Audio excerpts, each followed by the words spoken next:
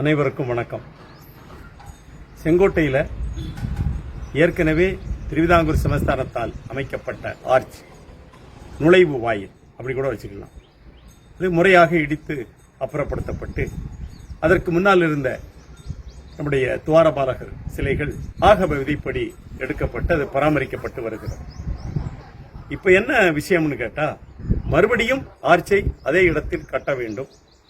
அதுல சங்கு சின்னம் வைப்பதா வேண்டாமா? திருவிதாங்கூர் சமஸ்தானத்தினுடைய அடையாளம் அந்த சங்கு, மறந்துடாதீங்க. அன்றைக்கு தமிழகத்தினுடைய சின்னம் மீன், இன்றைக்கு கோபுரம். சிறுவிழுத்தூரில் இருக்கக்கூடிய நம்முடைய ஆண்டாள் திருக்கோவிலுடைய கோபுரம் இன்றைக்கு தமிழ்நாடு அரசினுடைய சின்னமாக இருக்கிறது. விஷயத்துக்கு வர்றேன்.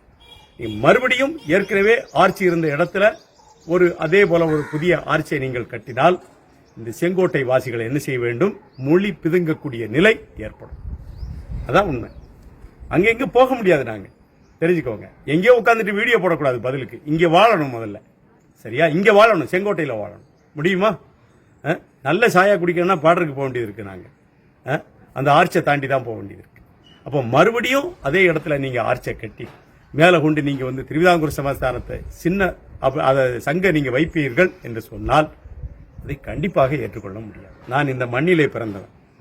இந்த மண்ணுக்கு சொந்தக்காரன். எங்க அம்மா பிறந்தது இங்க, நான் பிறந்தது இங்கதான். தெரியுதா? நீங்க எங்கேயோ உட்கார்ந்துட்டு என்ன செய்யக்கூடாது? ஒரு வீடியோ போட்டுக்கிட்டு எங்களுடைய அடையாளம்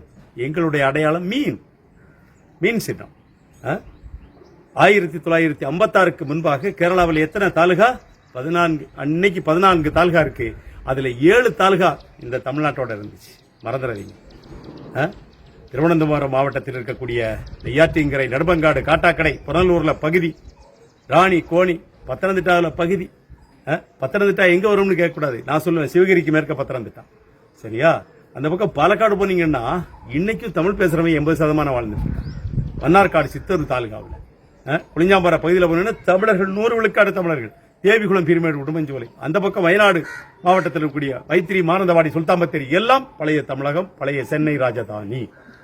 தூக்கி கொடுத்தாச்சு எல்லாத்தையும். இருக்கட்டும். இன்றைக்கு கேரளாவில் 14 மாவட்டங்கள் இருக்கு, 20 நாடாளுமன்ற உறுப்பினர்கள், 140 சட்டமன்ற உறுப்பினர்கள். இருக்கட்டும், சந்தோஷமா வாழட்டும். அன்றைக்கு 3 பிரதேசமாக இருந்த கேரளா இன்றைக்கு ஓர்மைப்பட்டிருக்கிறது. 1956 நவம்பர் 1 அந்த மாநிலம் பிறந்தது. சந்தோஷம், வாழ்த்துக்கள். ஆனால் நான் பிறந்த செங்கோட்டை என்பது செங்கோட்டை இல்ல. இது எல்கையே இல்ல. முதல்ல தெரிஞ்சுக்கோங்க. எல்கை எங்க இருக்கு? அங்க போகணும், பொன்னலூர் தாண்டி போகணும். கொட்டாரக்கரை தான் பழைய எல்கை.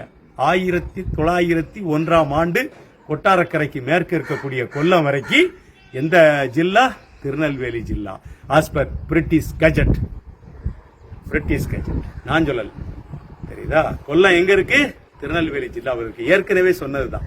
அதனால இந்த ஆர்ச்சை கட்டுவதற்கு முன்னால் கேரளாவில் இருக்கக்கூடிய 14 மாவட்டங்களிலே, அதாவது நம்முடைய பாரசாலை, குமரி மாவட்டத்தினுடைய பாரசாலையில் ஆரம்பிச்சு நீலகிரி மாவட்டம் தாளூர் வரை இருக்கக்கூடிய 822 கிலோமீட்டர் நீளமுள்ள எல்கையில எங்கேயாவது தமிழ் அடையாளம் இருக்கிறதா என்பதை நீங்க இங்க காமிக்கணும்.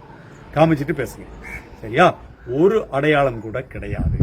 ஆனால் இன்னமும் நான் சங்கை தான் சுமப்போம் என்று சொன்னால் சங்கு புனித சின்னம் தான். ஆனால் அது யாருடைய ஐகான்? திருவிதாங்கூர் சமஸ்தானத்தினுடைய ஐகான். கேரளாவிலே இல்லையே சங்கு சின்னம்.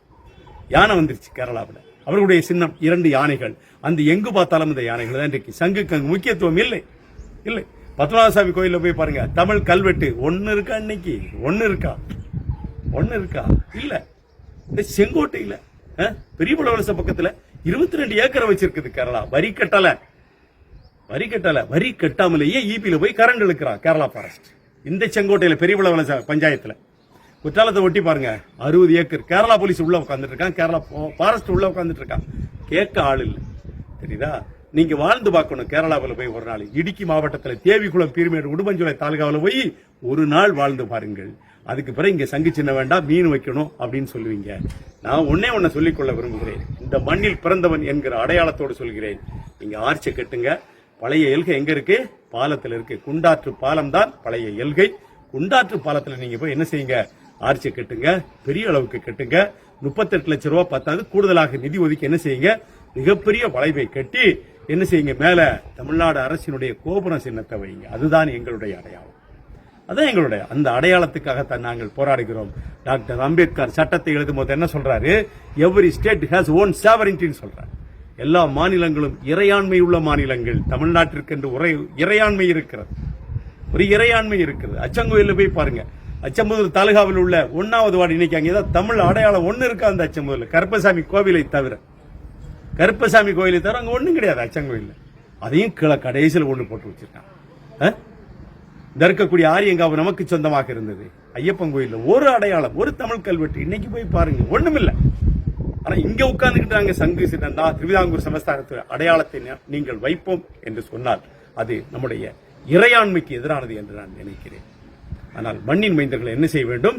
அந்த கட்டப்படக்கூடிய ஆர்ச் உச்சியிலே கோபுரம் சின்னத்தை அமைப்பதற்கு நீங்கள் அனைவரும் குரல் கொடுக்க முன்வர வேண்டும். நன்றி, வணக்கம்.